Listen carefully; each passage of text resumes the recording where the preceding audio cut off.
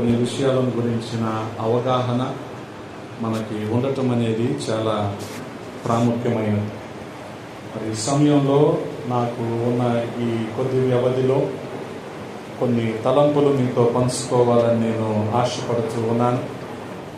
ఒక మాటను చదువుకొని మనం ముందుకు కొనసాగుదాం. సంఖ్యాకాండము 12వ అధ్యాయము. సంఖ్యాకాండము 12వ అధ్యాయము 7వ వచనాన్ని చదువుతూ ఉన్నాను, గమనించండి. అతడు నా ఇల్లంతటిలో నమ్మకమైన వాడు.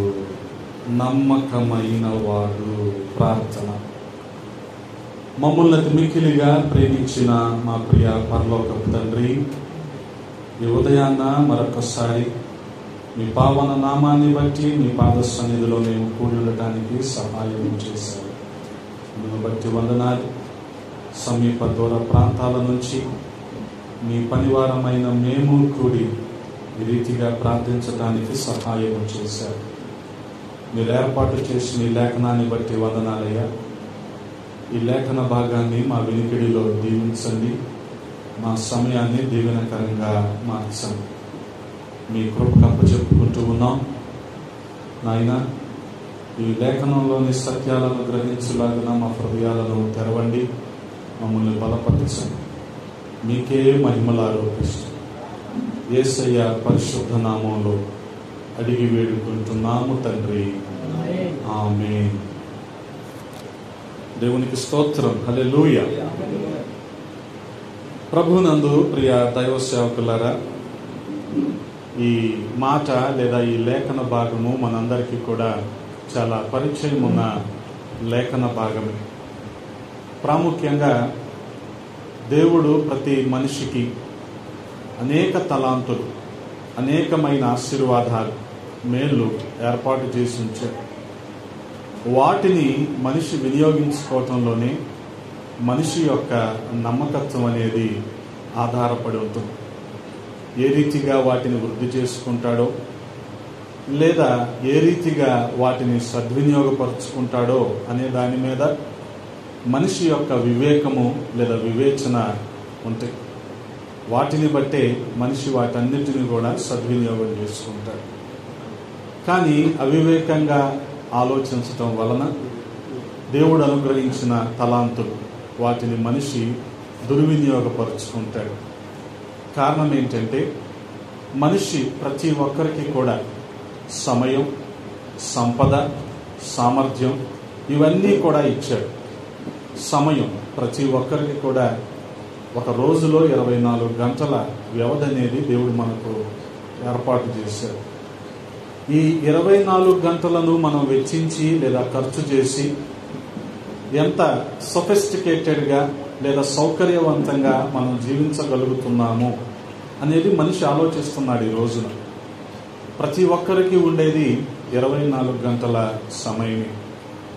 కొంతమంది ఆ 24 గంటల సమయాన్ని ఉపయోగించి కొంత సౌకర్యవంతంగా ఉంటున్నారు.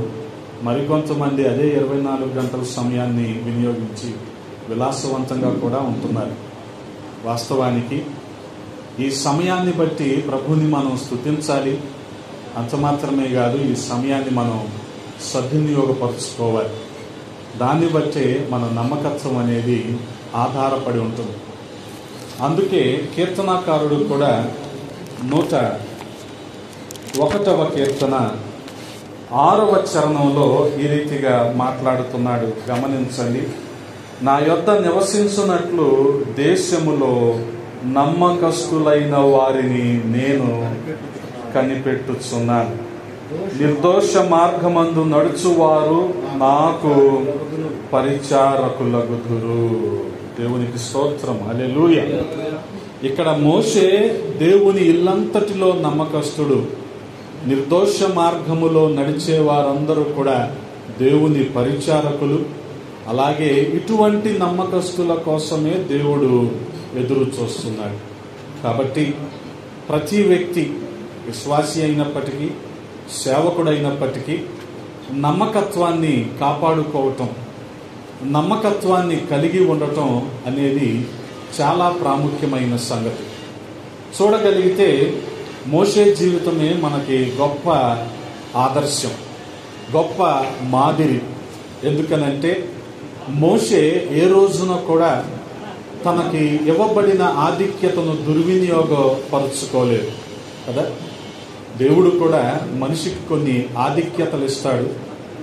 ఆధిక్యతలన్నీ అవకాశాలు అనుకుంటే గమనించండి, కొన్ని సందర్భాల్లో ఆధిక్యతలను దుర్వినియోగపరిచే అవకాశం ఉంటుంది.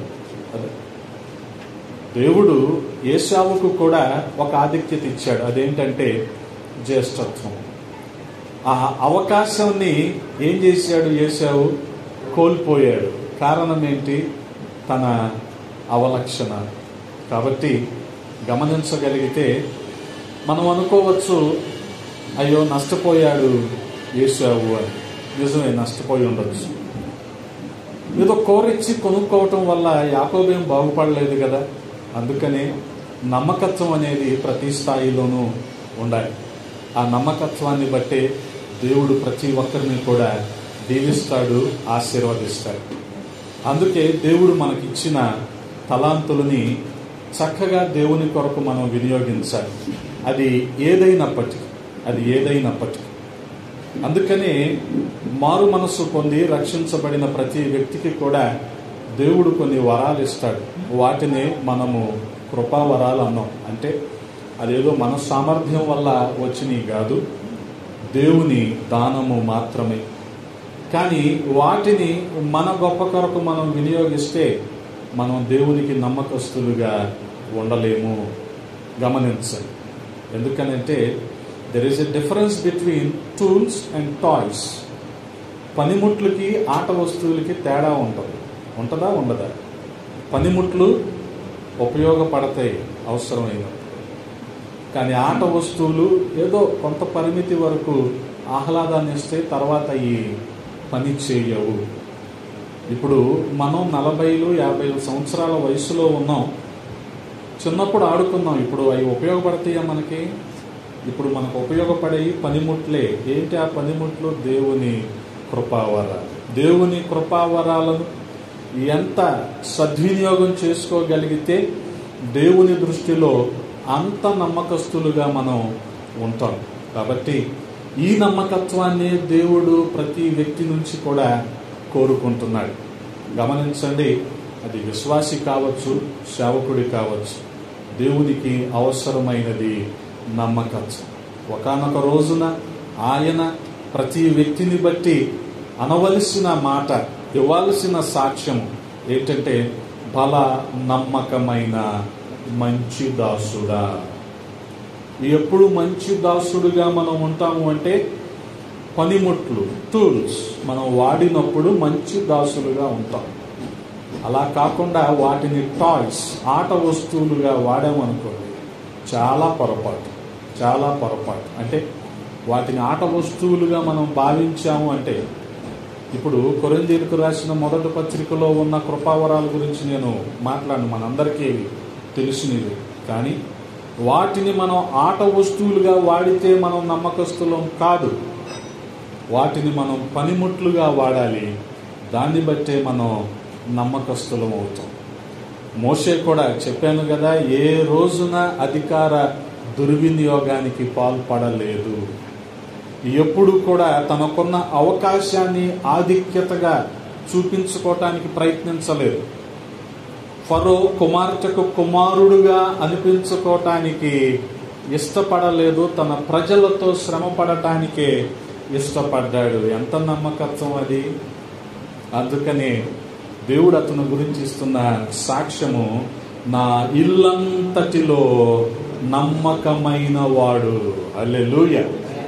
కాబట్టి ఈ మాటను చదువుతున్న ప్రతి ఒక్కరూ, ఈ మాటను వింటున్న ప్రతి ఒక్కరూ ఈ నమ్మకమైన వాడు అన్న పదాన్ని జ్ఞాపకం చేసుకుంటున్నప్పుడల్లా మన బాధ్యతను మనం గుర్తించాలి. దేవుడు మనకిచ్చిన భారాన్ని మనం గుర్తు చేసుకోవాలి.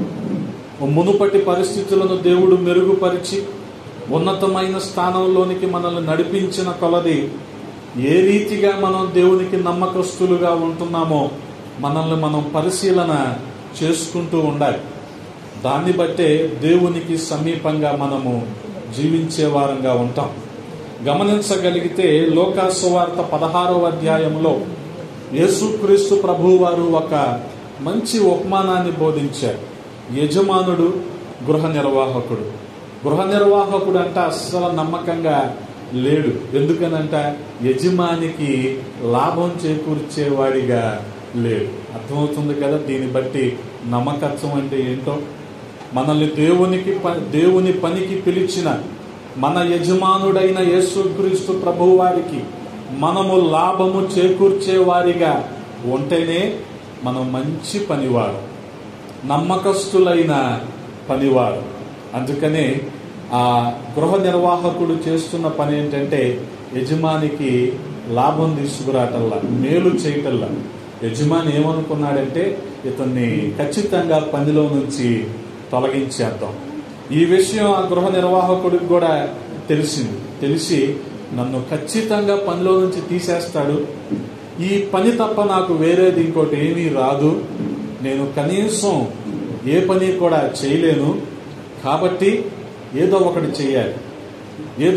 చేయాలి అని చెప్పి యజమానికి అప్పుగా ఉన్న వారి దగ్గరికి వెళ్ళి, నువ్వెంత అప్పున్నావు అంటే, నేను 100 మనుగుల నూనె అప్పుగా ఉన్నానంటే, సరే దాన్ని 50 మనుగులకి రాసుకో అంటే. గమనించండి, ఉద్దేశం ఏంటంటే ఈ ఫేవర్ చేసి పెడితే ఖచ్చితంగా రేపొద్దున నాకు ఈ ఉద్యోగం లేకపోయినా ఈ ఫేవర్ని బట్టి నేను వీరికి కొంత ఉపకారం చేశా కదా, ఈ ఉపకారాన్ని బట్టి రేపు దినాన్న నన్ను వీళ్ళు చేర్చుకుంటారేమో అని అనుకున్నాడు.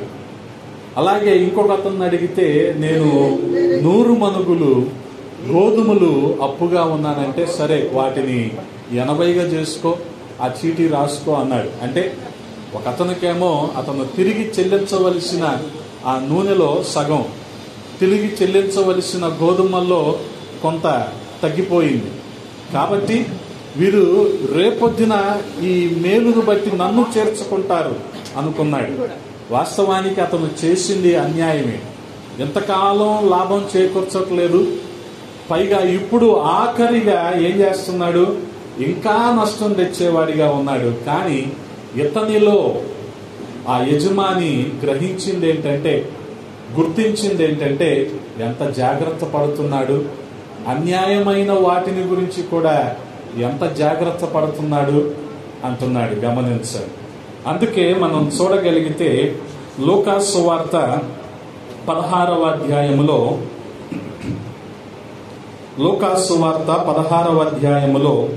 6వ వచనాన్ని మనం గమనించగలిగితే, వాడు 100 మనుగుల నూనె అని చెప్పగా, నీవు నీ చీటీ తీసుకొని త్వరగా కూర్చుండి 50 మనుగులను రాసికొమ్మని వానితో చెప్పాను.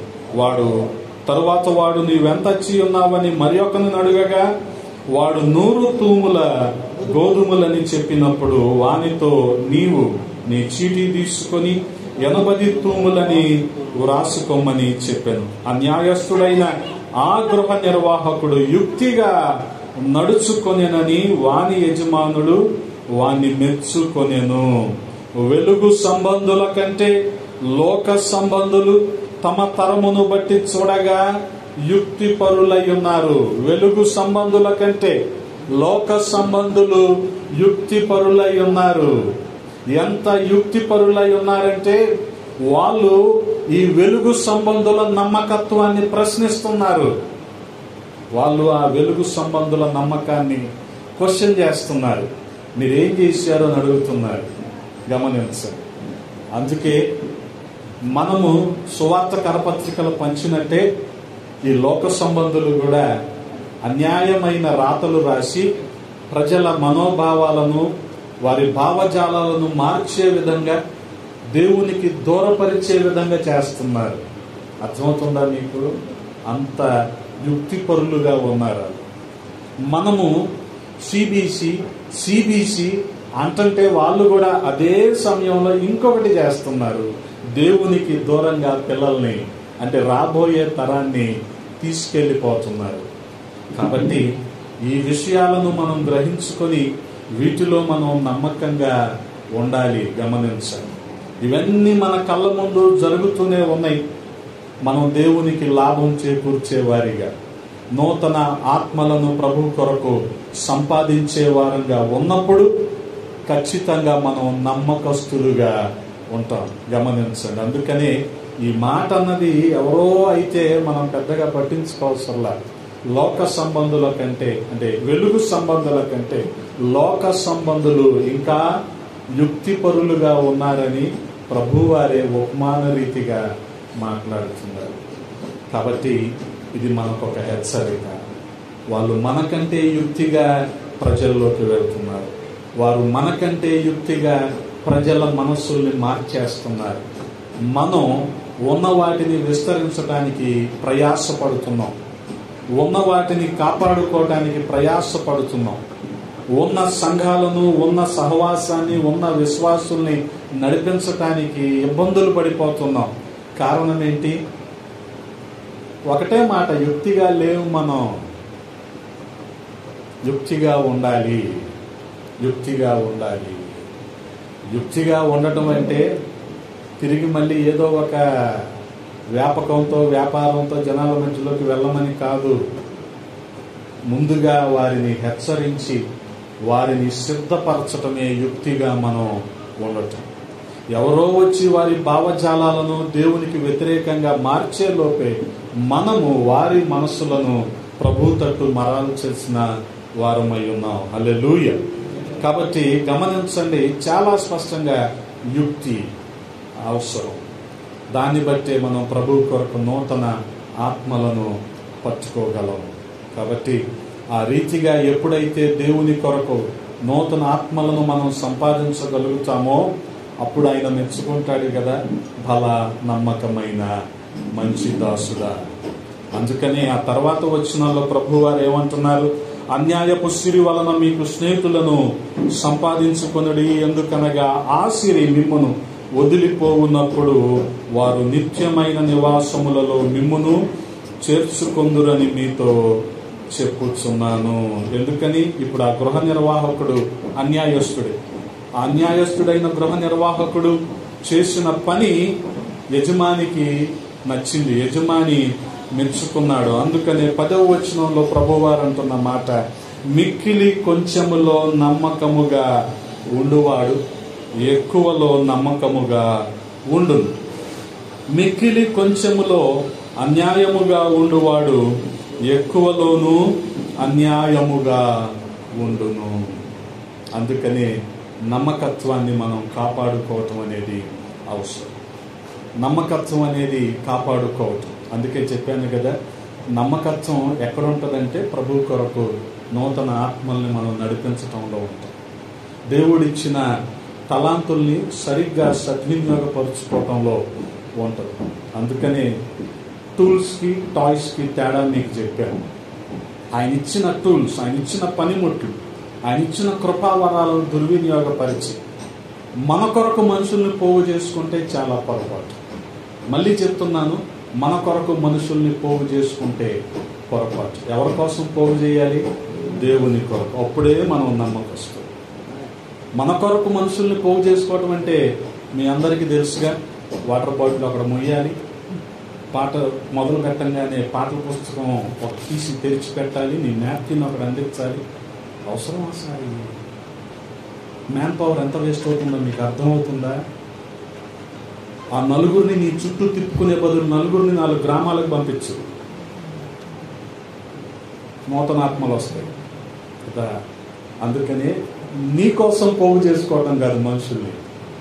నేను నిలబడితే నా వెనకాల అంతమంది ఉంటారు, ఎవరికి ఉపయోగం? నీ వెనకాల నిలబడి నువ్వు దేవుని కొరకు ఆత్మల్ని సంపాదించుకోకపోతే నీ నమ్మకత్వం ఏమైపోద్ది? గమనించండి. పనులందరూ ఒక చోట స్టాగ్నేట్ అయిపోయారు అనుకోండి, ఒక చోట అలాగా ఆగిపోయారు అనుకోండి, పని ఎలా సాగుద్ది? పక్కనే ఒక భవన నిర్మాణం జరుగుతుంది, పనులందరూ ఒక చోట కూర్చొని బీడీలు తాగుతా మీటింగ్ పెట్టారు అనుకోండి, ఈరోజు చేయాల్సిన పని ఇంతకు మించిన నిదర్శనం మనకు కనపట్లేదా? బయట నీ చుట్టూ తిప్పుకుంటున్నావు నువ్వు. పని ఎక్కడ జరుగుద్ది? దేవుని పని ఎక్కడ జరుగుద్ది? నీ చుట్టూ తిప్పుకొని దానికి నువ్వు ఇచ్చిన పేరు తర్ఫీరు, ట్రైనింగ్. ఇది బ్యాగ్ మోస్తే, బుక్ మోస్తే, పాట తీస్తే, వాటర్ బాటిల్ తీసుకెళ్తే ట్రైనింగ్. భ్రమలో ఉండిపోయాం. టాయ్స్ అయిపోయినాయి అన్ని మనకి. టూల్స్ తెలియట్లా మనకి. టూల్స్ అర్థం కావట్లా మనకి. కృపావరాలతో ఎంతమందిని మనం ప్రభు వద్దకు నడిపించవచ్చో మనకు తెలియట్లా. అందుకనే చాలా జాగ్రత్తగా వీటిని మనం అర్థం చేసుకోవాలి. ప్రభు కొరకు నూతనాత్మను పట్టుకునే విధంగా మనకు అటువంటి మినిస్టీరియల్ ఎథిక్స్ కూడా ఉండాలి. మినిస్టీరియల్ ఎథిక్స్, పరిచర్యాపరమైన విలువలు. ఎటువంటి విలువలు? అక్కడికి ఏం వెళ్తారు? మా మందిరానికి రా. అబ్బా వెళ్ళేవాడిని సార్, ఎవరి మందిరానికి వెళ్తే మరి ఇక్కడ ఎథిక్స్ అవసరంగా మనకి ఎథిక్స్ కావాలి. మన కౌంట్ పెంచుకుంటున్నాం అనుకుంటున్నావేమో, కాదు. అసలు ప్రభు అంటే ఎరగని వారు ఈ రోజున భారతదేశంలో ఎంతమంది ఉన్నారో తెలుసా? 145 మంది కోట్లలో ఎంతమంది ఉన్నారు? ఎంత అవసరం మనం జనాలని రీచ్ అవ్వటం అనేది ఈ రోజున. దాన్ని బట్టే మన నమ్మకత్వం అనేది ఆధారపడి ఉంటుంది. అందుకని కడుపు నిండిన పనులు కాదు, ఇంకా ఆకలితో దేవుని పరిచర్య మనం చెయ్యాలి. పరిచర్య విస్తరిస్తున్న కొద్దీ ఎయిర్ బ్యాగ్స్ పెరిగిన వాహనాలు వచ్చేస్తాయి, కాదంటలా, సేఫ్టీ అవసరమే. కానీ వీటన్నిటిని బట్టి ఇంకా ఎక్కువ నూతనాత్మల్ని మనం నడిపించే వారంగా ఉండాలి. ఆ రీతిగా ఎప్పుడైతే మనం నడిపిస్తామో, మత్తయి సువార్త 25వ అధ్యాయంలో ఆయన ఎలాగైతే 14వ వచనంలో బలా నమ్మకమైన మంచి దాసుడా అని మెచ్చుకున్నాడో, ఆ మెప్పుకోలు మనకి అవసరం. గమనించాలి, ఆ మెప్పుకోలు మనకి అవసరం. ఒకవేళ మనము ఆయన దృష్టిలో నమ్మకంగా లేకపోతే, ఆ తర్వాత 25వ అధ్యాయంలోని 30వ వచనంలో వెలుపట చీకటిలో పడవేయబడతారు. అక్కడ ఏముంటుందంటే, అంటే నమ్మకంగా లేకపోతే ఏముంటుంది అక్కడ? ఆ ఏడుపు, పండు, weeping and gnashing of the teeth. అక్కడ ఇంకేం ఉండదో, ఇదే పని 24/7 weeping and gnashing of the teeth. అందుకని నమ్మకస్తులుగా దేవుడు మనకు అప్పగించాడు. చిన్నదా పెద్దదా కాదు, కొద్ది మందా ఎక్కువ మందా కాదు, ఆ పనిలో మనము నమ్మకంగా ఉండాల్సిన అవసరత ఉంది. ఆ రీతిగా మోషే నమ్మకమైన వాడుగా ఉన్నాడు. మనము కూడా ఉందుము గాక. ఆమేన్. చిన్న ప్రార్థన చేసుకొని ముగించుకుందాం. పరిశుద్ధుడా, ప్రేమ కలిగిన తండ్రి, ఈ కొద్ది తలంపులు నాయన మేము ధ్యానించడానికి కృపనిచ్చారు. స్తోత్ర. సహాయము చేయండి నాయన. కూడిన సేవకుల్ని మీ హస్తాలకు అప్పచెప్తూ ఉన్నాం. వారి పరిచర్యలను విస్తరింప చేయండి.